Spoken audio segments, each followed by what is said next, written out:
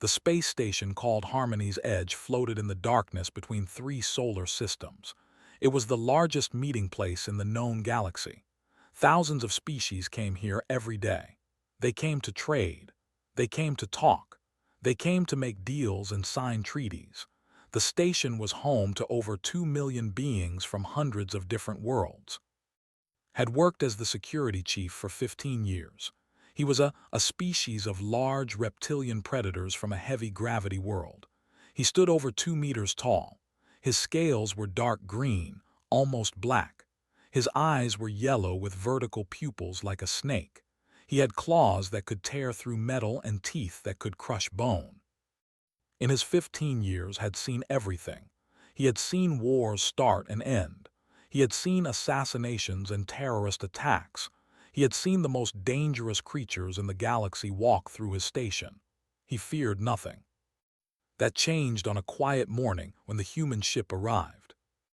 Was in the security center, watching the hundreds of screens that showed every corner of the station. His second in command, a younger named Tor, sat beside him. They were drinking hot stimulant drinks and watching the morning traffic. "New ship arriving," Tor said. "Docking Bay 47. It is marked as a diplomatic vessel from Earth." Leaned forward. "Earth, the human, I have heard of them. They joined the galactic community only 30 years ago. What do we know about them?" Searched his memory. "Not much. They are a young species. They come from a small planet in an unremarkable solar system. They are said to be soft, weak. No natural weapons, no armor. They are prey animals according to the biological reports." Tor laughed.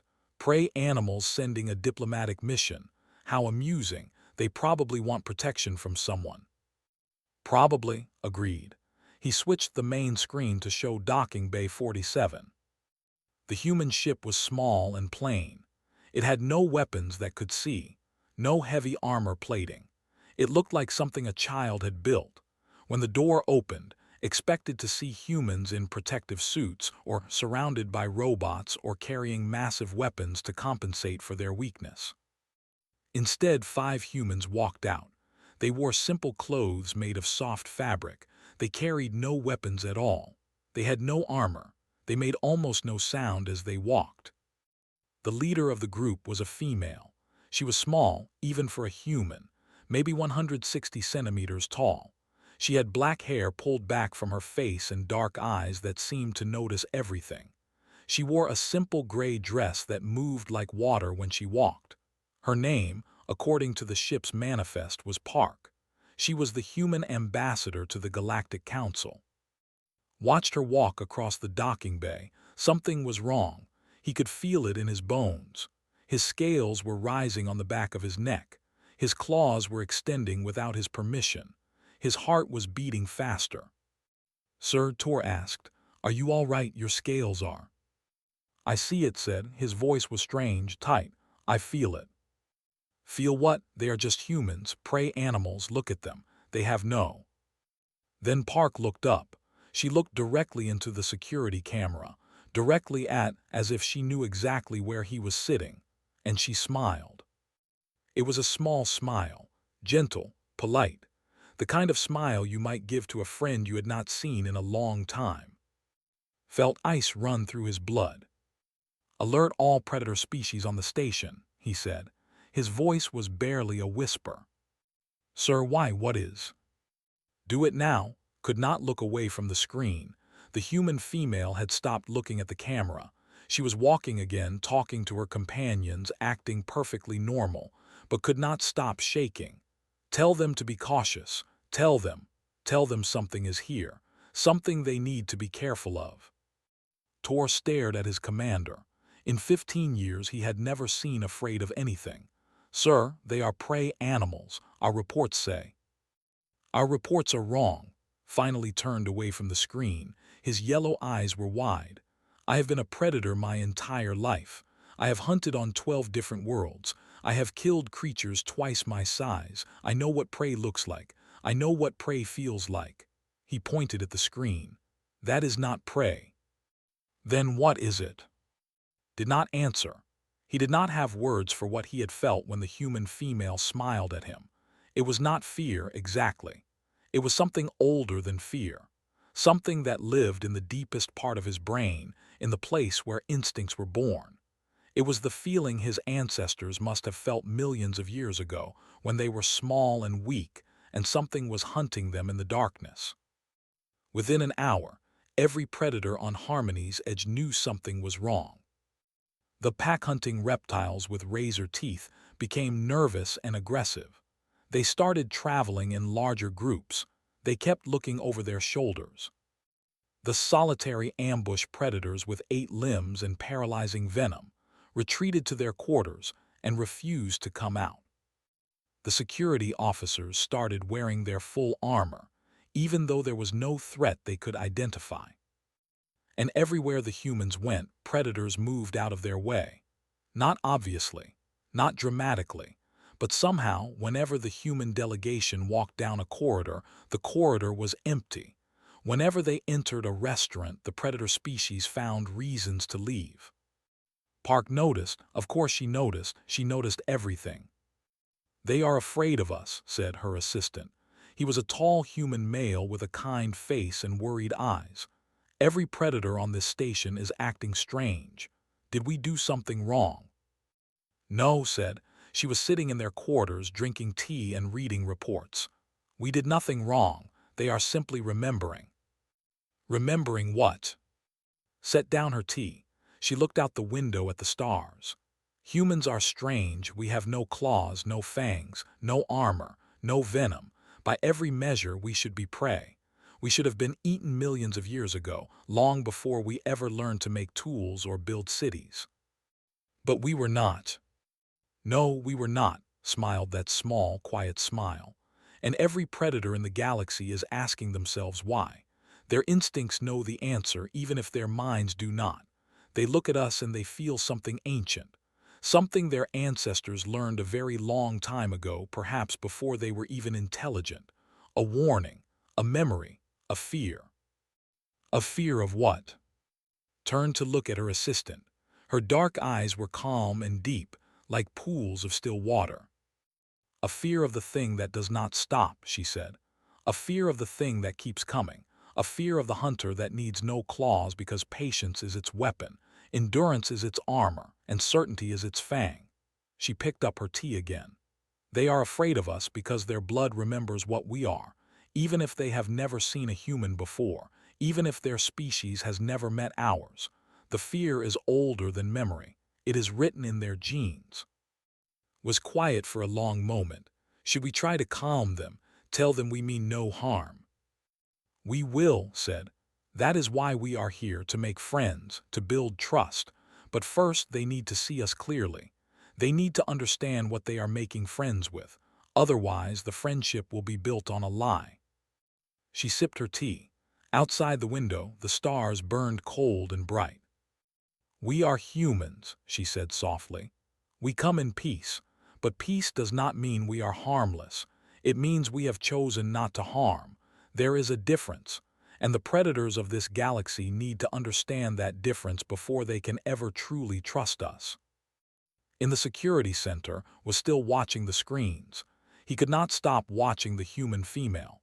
She moved so quietly, so calmly, like a creature that had never needed to run from anything in its entire evolutionary history.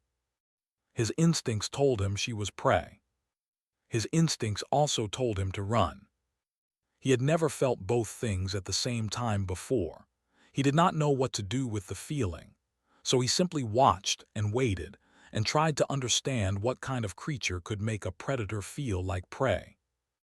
The answer, he suspected, would change everything he thought he knew about the galaxy. He was right. The market district of Harmony's Edge was always busy. It stretched across 3 levels of the station, filled with shops and stalls from 1,000 different worlds. You could buy anything here. Food from planets you had never heard of, technology that seemed like magic, art that made you weep without knowing why. The market never slept. There was always someone buying, someone selling, someone looking for something they could not find anywhere else. Park loved the market. She walked slowly through the crowds, stopping to look at things that caught her attention. A merchant from a water world was selling pearls that glowed with their own light. An insect-like creature was trading mathematical equations, offering to solve problems that had puzzled scientists for centuries. A small furry being was cooking something that smelled like heaven and fire mixed together. Walked beside her looking nervous.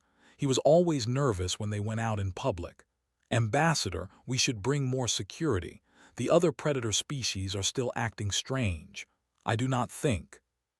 I think, said gently, that if we walk around with guards and weapons, we will only make things worse.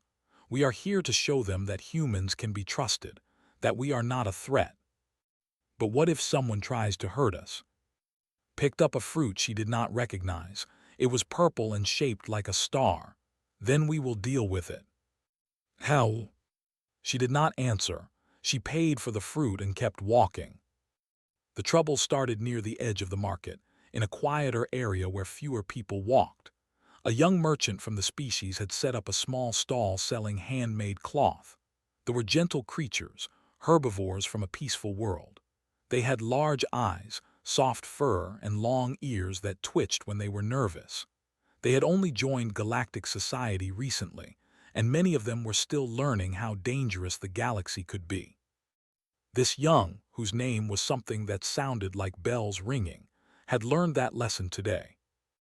5 surrounded his stall. There were reptilian pack hunters, covered in scales the color of dried blood.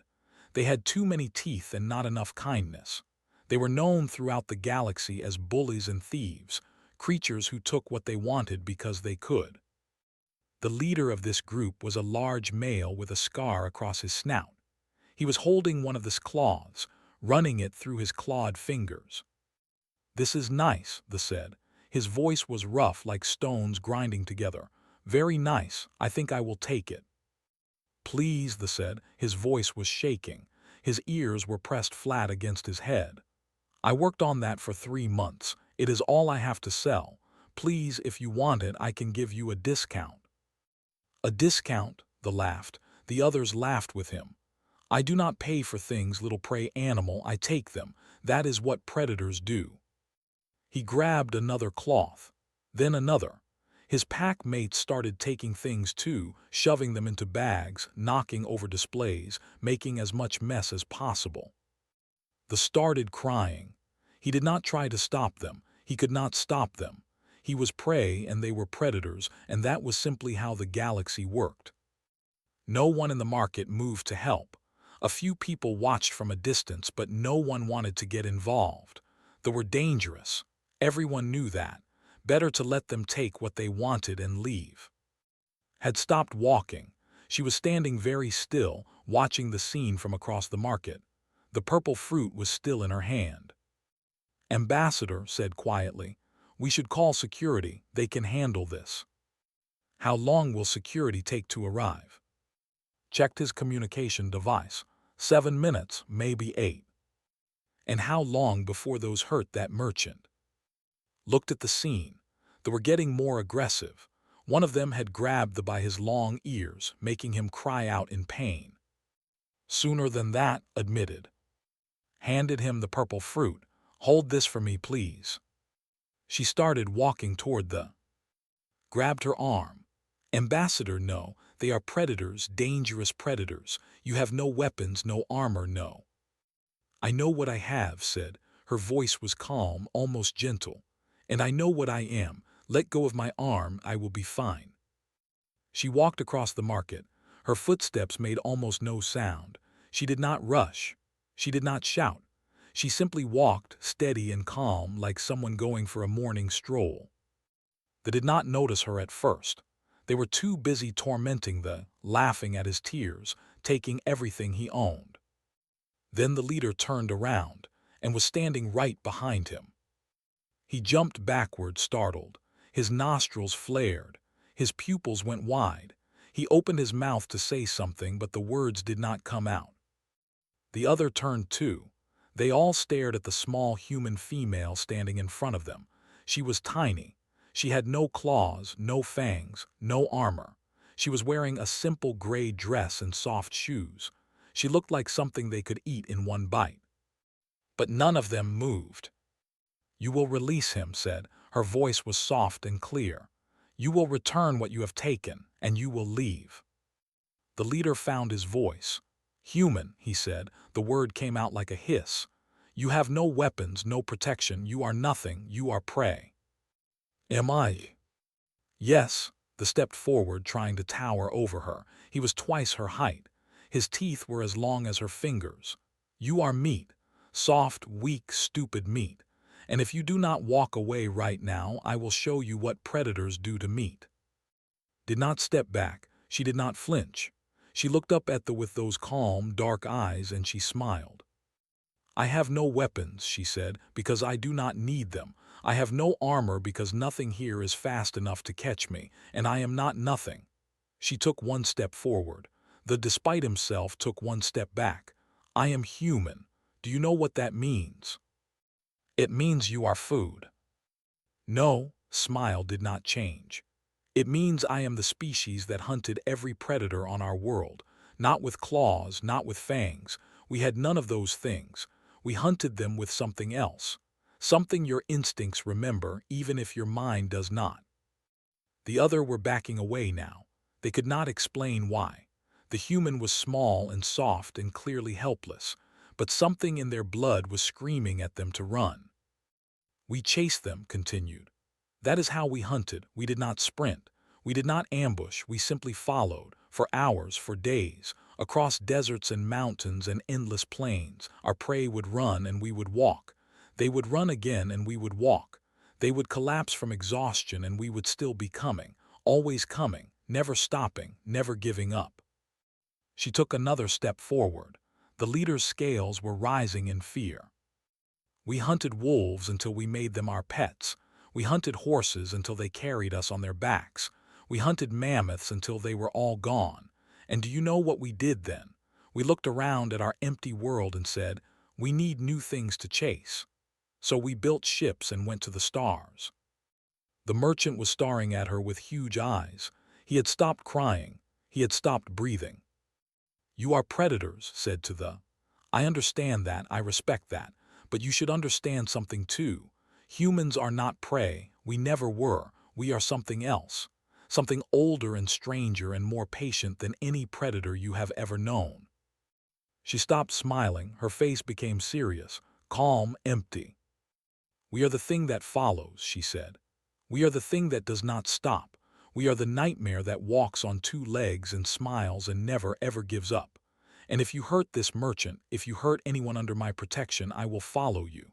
Not today, not tomorrow, but someday. And I will still be coming when your legs give out and your heart stops and you finally understand what it feels like to be hunted." The market was completely silent. Everyone was watching. Every predator in the area could feel it now, that ancient terror rising from deep in their genes. The leader dropped the cloth he was holding. His clawed hands were shaking. "This is not worth it," he said to his pack. "Let us go." They left. They did not run, but they walked very fast. They did not look back. Watched them go. Then she turned to the merchant and smiled, gentle and warm. "Are you all right?" she asked. The stared at her. You saved me. You had no weapons and you saved me." "I had something better than weapons," said. She started picking up the scattered cloths, folding them neatly. "I had the truth." Later found her sitting on a bench outside the market, eating her purple fruit. "That was dangerous," he said, sitting beside her. "What if they had attacked?" "They would not attack." "How did you know?" Took another bite of fruit. It was sweet and strange, like nothing she had ever tasted. "Because their ancestors knew my ancestors," she said. "A long time ago, on a world they have never seen, in a time before any of us existed. The memory is still there, written in their blood. They knew what I was before I said a word. They knew that fighting me would be a mistake. And if you are wrong, someday if you are wrong." Looked at the stars through the station's windows. So many stars, so many worlds, so many creatures who did not yet understand what humans were. "Then I will do what humans have always done," she said quietly. I will keep going, I will not stop, I will not give up, and eventually, one way or another, I will win. She finished her fruit and stood up. Come, she said, we have a council meeting tomorrow, we should prepare. She walked back toward their quarters and followed her, and he wondered what it must be like to be part of a species that could terrify predators with nothing but a smile and a story about walking. He decided he was very glad to be human. The story of the market spread across the station like fire. Within hours, everyone knew about the small human female who had faced down 5 with nothing but words. The story changed as it traveled, growing larger and stranger. Some said she had glowing eyes. Some said they had fallen to their knees. Some said she had whispered something in their ear that made their scales turn white with fear. The truth was simpler and somehow more terrifying. She had just talked to them, she had just smiled, and they had run away. The Galactic Council called an emergency session. The council chamber was a vast circular room at the heart of Harmony's Edge. Representatives from over 200 species sat in tiered seats that rose toward a domed ceiling painted with stars. In the center of the room was a raised platform where speakers could address the assembly. Was there, standing near the back with his security officers. He had not slept since the humans arrived. He could not sleep. Every time he closed his eyes, he saw that small human female smiling at the camera, and his instincts screamed at him to run. The council president, a tall crystalline being named Voice of 7 Waters, called the session to order. We are here, the president said, their voice like wind chimes in a storm, to discuss the human species. Specifically, to understand why every predator species on this station is experiencing unexplained fear responses to their presence. A murmur went through the chamber. Many of the prey species looked confused. They had met the humans. The humans seemed nice, polite, friendly. What was there to be afraid of? The predator species were not confused. They sat in silence, their eyes fixed on the human delegation sitting in the front row. Ambassador Park looked calm and composed, her hands folded in her lap. The scientist beside her, Doctor, was reviewing notes on a small device. We have received reports from 17 different predator species, the president continued. All describe similar symptoms: elevated heart rate, involuntary fear responses, an overwhelming instinct to flee. These symptoms occur even when the humans have done nothing threatening. We need to understand why. A representative stood up. It was not the same from the market, but a diplomat, older and more controlled. I can tell you why, he said. Because something is wrong with these creatures. They look like prey. They smell like prey. Every logical part of my brain says they are prey, but my instincts say something else. My instincts say they are death walking on 2 legs. That is absurd, said a representative from a prey species, a small fuzzy creature with large eyes.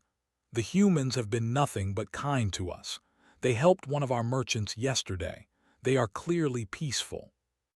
Peaceful does not mean harmless, they said. A sleeping fire is peaceful. That does not mean you should put your hand in it. More voices joined the argument. The chamber became loud with species talking over each other, some defending the humans, some warning about them, all of them confused. Through it all, Park sat quietly waiting. Finally, the president raised a crystalline hand, and silence fell. Ambassador Park, the president said, perhaps you can explain this phenomenon. Why do predators fear your species? She walked to the central platform, her soft shoes making no sound on the metal floor. Every eye in the chamber followed her. Thank you, President Voice of 7 Waters, she said. Her voice was gentle but clear, carrying easily to every corner of the room.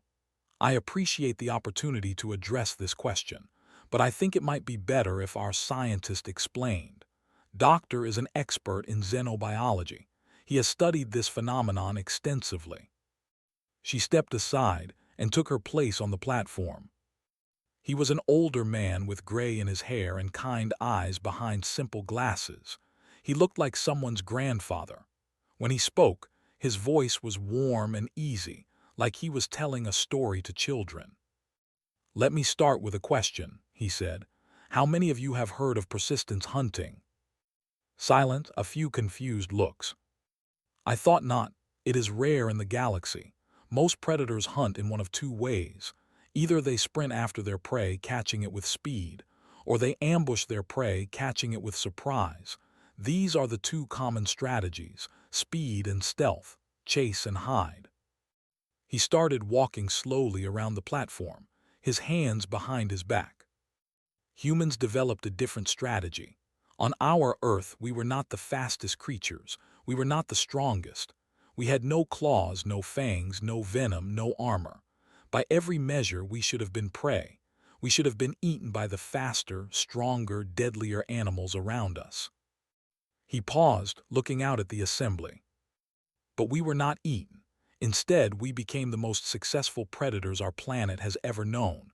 We hunted everything: wolves, lions, bears, mammoths, whales. Every predator on Earth learned to fear us, not because we were stronger than them, because we were something else entirely.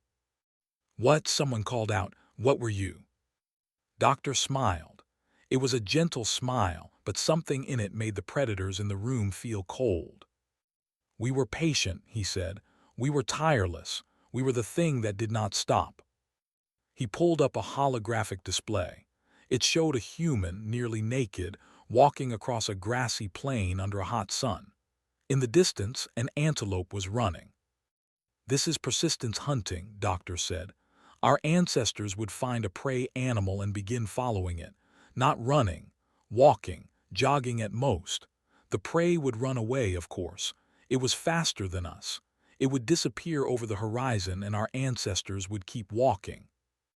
The hologram showed the human walking, walking, walking. Hours passed. The sun moved across the sky. The prey would stop to rest. It would think it was safe. Then it would see the human coming over the horizon, still walking, still coming, so it would run again, and the human would keep walking. "How is that possible?" a delegate asked. "The prey would simply escape. It was faster." "Faster, yes, but not more enduring. Humans have a unique ability among Earth creatures. We can regulate our body temperature through sweating. We can shed heat while we move. Most animals cannot. They run until they overheat, then they must stop and rest. But humans do not overheat. Humans can walk and jog for hours without stopping. Days, even." The hologram continued. The antelope was slowing down. It was panting, its legs shaking. The human was still coming. 8 hours, Doctor said. That is how long a typical persistence hunt took, sometimes longer, sometimes days. Our ancestors would track their prey across entire landscapes, never stopping, never rushing, simply following, always following. And eventually the prey would collapse from exhaustion. It would be unable to run anymore, and the human would walk up to it calmly and kill it with a simple weapon. The chamber was completely silent. "This is why predators fear us," Doctor said. "Not because of anything we have done in this galaxy, because of something written in the genes of every creature that has ever been chased. Every prey animal on every world carries an instinctive fear of the predator that does not stop. The predator that keeps coming no matter how far you run. The predator that you cannot escape because it is not hunting your body. It is hunting your endurance, your hope, your will to keep running." He turned off the hologram. "Your instincts recognize us, not as prey, even though we look like prey. Your instincts recognize us as the nightmare that walks, the thing that follows, the creature that will still be coming when your legs give out and your heart stops and you have nothing left but fear." He looked directly at the delegate. "Your ancestors met creatures like us. Not humans, perhaps, but persistence predators, things that did not stop, and the ones that survived learned to be afraid. That fear is still in your genes, passed down through millions of years and thousands of generations. You cannot help feeling it. It is part of what you are." Park stepped forward to join him. "We come in peace," she said, "truly. Humans have learned to channel our nature into other things: science, art, diplomacy. We do not hunt sentient beings. We do not want to chase you or harm you or make you fear us. But you should understand what we are. She looked around the chamber, meeting the eyes of predator after predator. We are the species that looked at the stars and said, we will go there. Not because we were the or the strongest, because we simply refused to stop. We built ships that failed and we built more. We made mistakes that killed us and we kept going. We crossed the void between stars because giving up is not in our nature. It never has been. It never will be. She smiled, and it was not threatening. It was warm and genuine and human. We want to be your friends, she said. We want to walk beside you, not behind you, but you needed to understand what you were agreeing to. You needed to see what we are so you could trust that we mean what we say. We are humans. We are patient. We are enduring, and when we make a promise, we keep it. Forever. The council chamber remained silent for a long moment. Then slowly, the prey species began to applaud. They understood now why the predators were afraid, and somehow that made them feel safer than they had ever felt before. The predators did not applaud, but they nodded slowly with something like respect. They had looked into the face of the thing their ancestors feared, and it had offered them friendship. They were still afraid, but they were beginning to understand that fear did not have to mean danger. Sometimes, fear just meant you were in the presence of something extraordinary. Not everyone believed. The Dominion ruled 60 star systems on the edge of known space. They were warriors, standing 12 feet tall with armored bodies and claws that dripped venom. They had fought and won 100 wars. They had conquered species that other empires feared to approach. They were the supreme predators of the galaxy, and they bowed to no one. Their warlord was called the Undying. He had earned that name by surviving wounds that would kill any other creature. He had lost limbs in battle and grown them back. He had been burned, frozen, poisoned, and stabbed through the heart. He was still alive. He was still fighting. He was still conquering. When he heard about the humans, he laughed. "Prey animals," he said to his advisors. "Soft, weak creatures who frighten cowards with stories. The galaxy has grown soft if this is what passes for a threat." "The reports say," one advisor began. "I do not care what the reports say. Reports are written by fools. I believe what I see with my own eyes." Stood from his throne, his massive body unfolding like a weapon. "Send a message to the Galactic Council. Tell them I want to meet this human ambassador everyone fears. Tell them I want a demonstration." The message reached Harmony's Edge 3 days later. The Undying challenged Ambassador Park to a hunt. She would be placed on a planet with a hunting party, 12 elite warriors. She would have no weapons, no armor, no assistance. If she survived for one standard day, he would recognize humanity as worthy of respect. If she did not survive, the galaxy would see humans for what they truly were: food. The council was outraged. "This is barbaric," the president declared. "We cannot allow this." "You cannot stop it," the ambassador replied. "Our warlord has issued a challenge. If the human refuses, we will consider her species cowards. We will hunt them wherever we find them. Forever." Found in her quarters, reading the challenge on her device. "Ambassador," he said, "you cannot accept this. It is a death sentence. 12 warriors on their chosen ground. It is impossible." "Is it?" Set down her device. She was calm as always. "Tell me about what do we know about their biology?" Had studied the files. "They are large, strong, fast. Their exoskeletons can deflect most weapons. Their venom can kill within minutes. They have excellent vision and hearing." "What about their endurance?" Paused. "Their metabolism burns very hot. They are sprinters, ambush predators. They attack in short, powerful bursts, then rest to recover." "How long can they remain active?" 6 hours, 8 at maximum. After that, they must rest for several hours before they can fight again." Smiled. It was a small smile, quiet and strange. "I used to run ultramarathons on Earth," she said. 100-mile races through deserts and mountains. My longest race took me 31 hours to finish. I did not stop except to eat and drink. I did not rest. I just kept going. Stared at her. Ambassador, you cannot be serious. I am always serious. She stood up and began preparing a small pack, water purification tablets, nutrition bars, a medical kit, comfortable shoes. They think they are hunting me. They are wrong. They have never been more wrong about anything in their lives. She accepted the challenge. The hunt was broadcast across the galaxy. Every species wanted to see. Was humanity truly dangerous? Or had they simply frightened weaker predators with tricks and stories? The planet was called Prime, a hot jungle world with dense vegetation and dangerous wildlife. Was dropped in the center of the main continent with nothing but her small pack and the clothes on her back. The 12 warriors were released at strategic points around her, forming a closing circle. For the first 2 hours, they dominated. They moved through the jungle like ghosts, despite their size. They communicated through clicks and whistles, coordinating their movements, driving deeper into unfamiliar territory. Several times they nearly caught her. She had to climb trees, swim rivers, and squeeze through spaces too small for their massive bodies. The galactic commentators called her a coward. She runs, they said. She hides. This is prey behavior. They were right. But was not running. She was learning. She learned the patterns of their movement. She learned how they communicated. She learned when they needed to rest and where they chose to stop. She mapped the jungle in her mind, noting water sources and terrain features and the sounds of dangerous animals. By hour 4, she stopped retreating. She turned around and started walking toward the hunting party.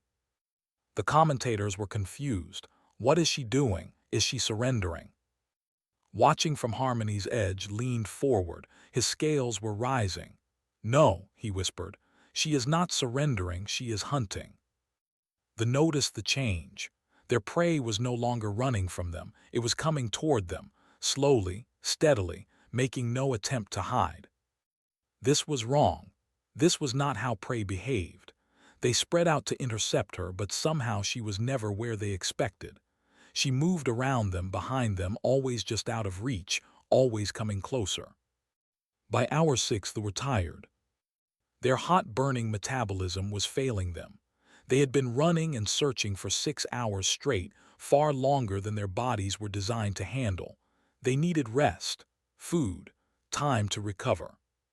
But every time they stopped, the human appeared, walking out of the jungle, coming toward them. Never running, never hurrying, just walking. She is still coming, one warrior said.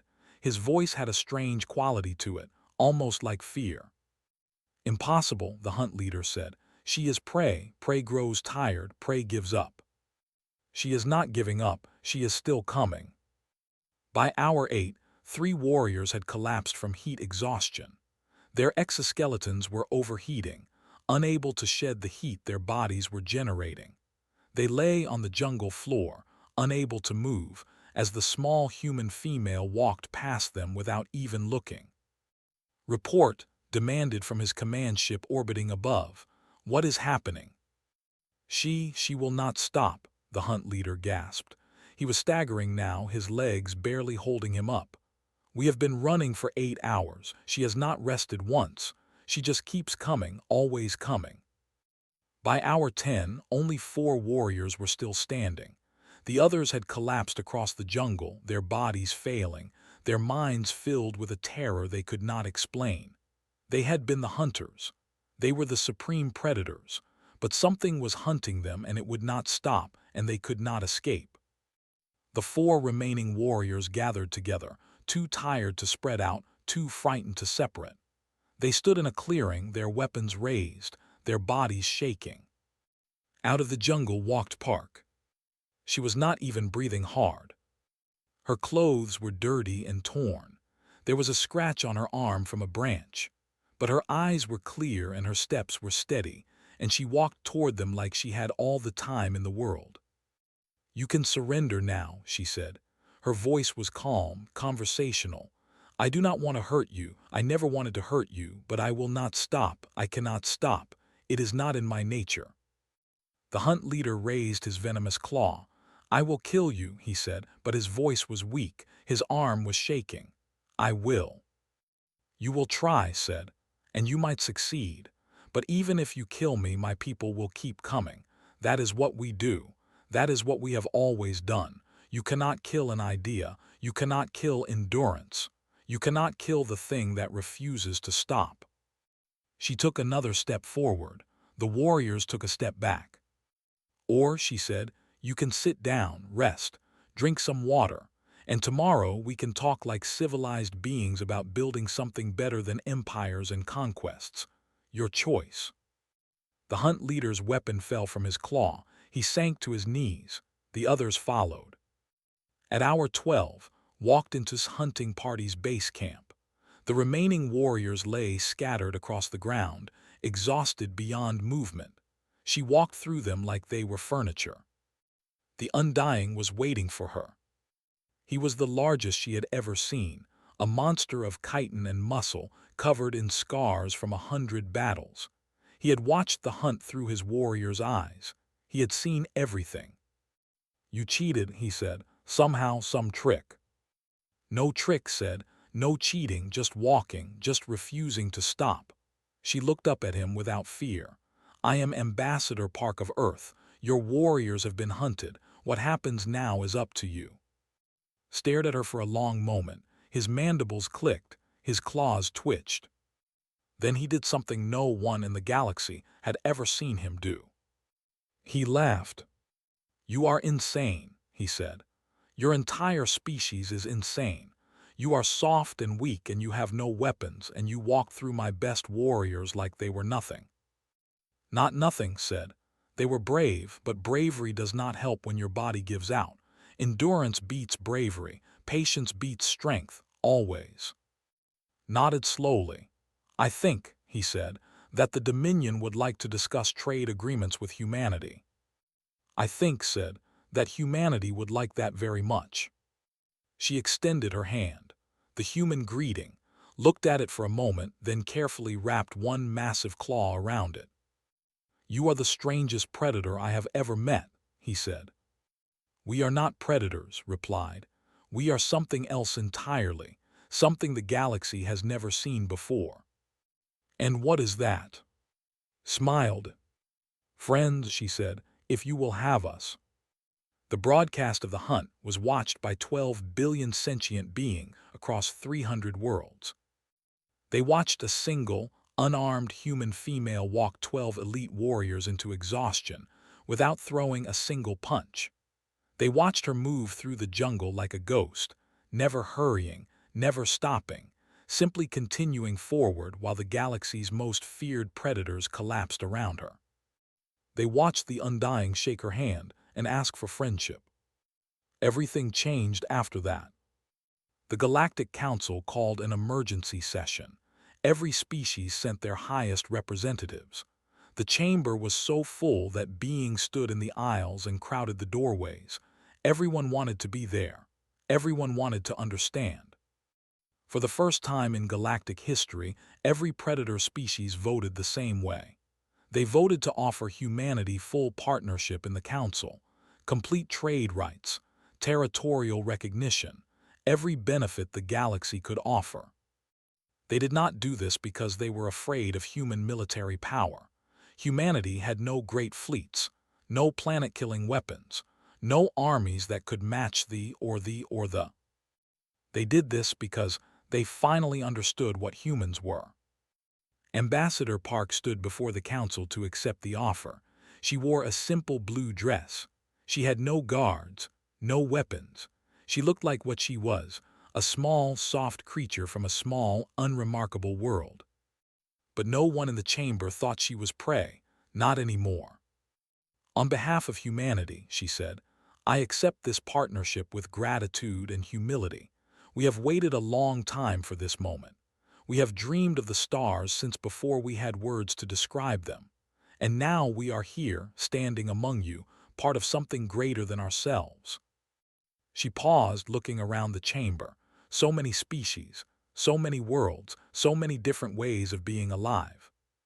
I know many of you still feel fear when you look at us, she continued. I understand that fear. I do not ask you to ignore it. Fear is wise. Fear keeps you alive. But I ask you to understand that fear does not have to mean danger. Sometimes fear simply means you are in the presence of something you have never encountered before. She stepped forward and her voice grew softer. Humans are patient. We are enduring. We do not give up. These are the qualities that make you afraid of us. But these are also the qualities that will make us the best friends you have ever had. When we commit to something, we commit forever. When we make a promise, we keep it. When we start walking beside you, we will never stop. The chamber was silent. Hundreds of species listening to this small creature speak about friendship and forever. We did not come to the stars to conquer, said. We came because we were curious. We came because we wanted to know what was out there. We came because staying on one world, doing one thing, being one version of ourselves is not in our nature. We have to keep moving. We have to keep growing. We have to keep reaching for things we cannot quite grasp. She smiled, and for once no one flinched. We want to reach with you, she said. We want to grow with you. We want to build something beautiful together, something that will outlast all of us, something that future generations will look at and say, they did something worth doing. That is what humanity offers, not conquest, not domination, partnership, purpose, and the absolute promise that we will never, ever give up on you.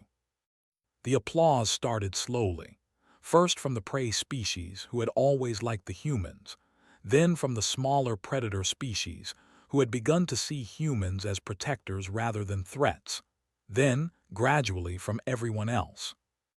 Even the applauded, even the creatures who had been most afraid. Because they finally understood. Humans were not prey, but they were not predators either. They were something new, something the galaxy had never seen before. They were the species that could terrify you with a smile and then offer you their hand in friendship. The species that could walk you into exhaustion and then help you back to your feet. They were the bridge between worlds, the connection between species who had never trusted each other, the proof that strength did not have to mean cruelty and patience did not have to mean weakness.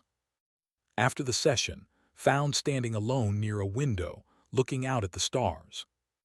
He approached her carefully. His instincts still screamed at him when he got close. They probably always would, but he was learning to ignore them. Ambassador, he said, may I ask you something? Turned to look at him. Her dark eyes were warm. Of course, Chief, you may ask me anything.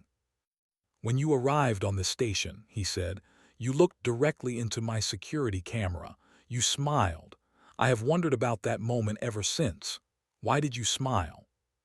Was quiet for a moment. Then she laughed, soft and gentle. Because I knew you would recognize me, she said. All of you would. Your ancestors and mine we met before, long ago on different worlds in a time before any of us were intelligent. The chase has been happening for millions of years across countless species, predators and the things that hunt them back. Your genes remember. My genes remember. We have been playing this game since the beginning of life itself. She turned to look out the window again. I smiled because it was nice to meet you, she said. Even if you did not know it yet, even if your instincts were screaming at you to run, somewhere deep down you recognized me, and I recognized you. We have been waiting to meet each other for a very long time. Stood beside her looking at the stars, and now that we have met, now we build something together. His voice was soft but certain.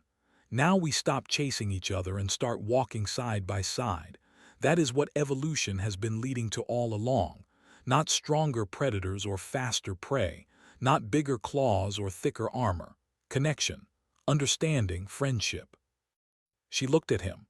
We are not that different. You and I, we both spent millions of years learning to survive in a dangerous universe. We both fought and struggled and refused to give up. The only difference is that your ancestors learned to run fast and mine learned to never stop. But we both ended up here, looking at the same stars, wanting the same things. What things? To belong to something greater than ourselves, to mean something, to leave the universe a little better than we found it, she smiled. Those are not predator desires or prey desires. Those are the desires of beings who have evolved enough to want more than survival, and that is what makes us friends. Was quiet for a long time. Then slowly he extended his clawed hand. I am of the, he said, security chief of Harmony's Edge, and I think I would like to be your friend. Took his hand. His claws could have shredded her flesh.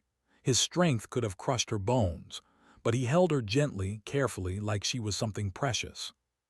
I am Park of Earth, she said, ambassador of humanity, and I think I would like that very much. They stood there together, predator and something else entirely, looking out at the infinite darkness filled with infinite light. Behind them, the galaxy was changing. Species that had never trusted each other were starting to talk. Predators and prey were sitting down together. Old enemies were becoming new friends. It would not be easy. Nothing worth doing ever was.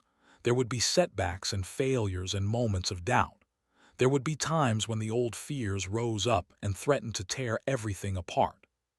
But humanity would be there, walking, waiting, never stopping, never giving up. That was the gift they brought to the stars.